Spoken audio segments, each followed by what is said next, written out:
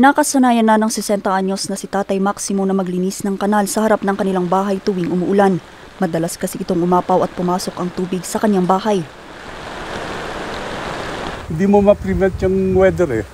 Minsan yung twigs, bigla na lang babagsak, mga branches. Sometimes I have to move this thing. So, ang ginawa ko as precautionary measure is to open up a place where I could easily remove these twigs na na-flow dito. So, yesterday was the usual practice. Kahapon July 28 sa kasagsagan ng malakas na ulan pasado alas 12:30 ng tanghali, muli raw umapaw ang kanal kaya't nagpasya siyang linisin ito. Pero laking gulat na imbes na mga basura, dahon o sanga ang nakabara, isang bata ang kanyang natagpuan.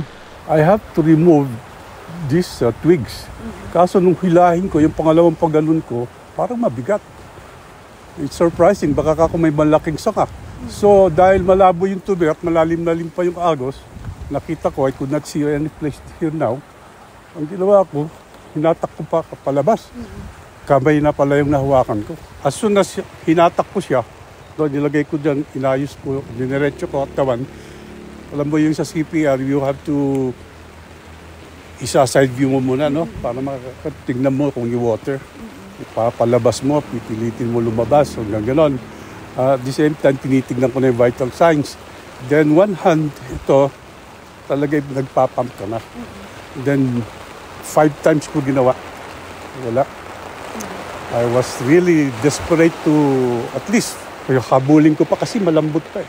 Yung open canal doon sa taas, kitang-kita mo kung paano bumulusok yung katawan ng bata na kuwan kasi nakita yung damit. Dire-diretso na ron. Eh yun, papasok doon sa ilalim ng kalsada kasi. Kaya nung next na lumabas yung bata, doon sa mismong harap na ng bahay nila. Nandoon na. Ayon sa barangay, sa lakas ng ragasan ng tubig, halos 100 metro ang layo ng nilakbay ng katawan ng bata mula sa pagkakahulog di umano nito sa kanal na ito.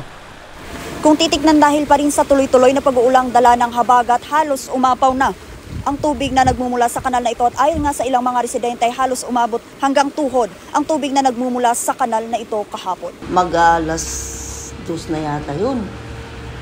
May nakita sila doon sa kanal na dahil yung kanal na yun may garahe ng sasakyan doon tapos may mga naipon-ipon na mga dahon. Sa ngayon, tumanggi munang magbigay ng anumang pahayag ang pamilya ng biktima.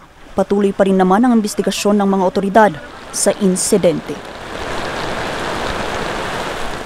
Vanessa Bugtong, RNG News.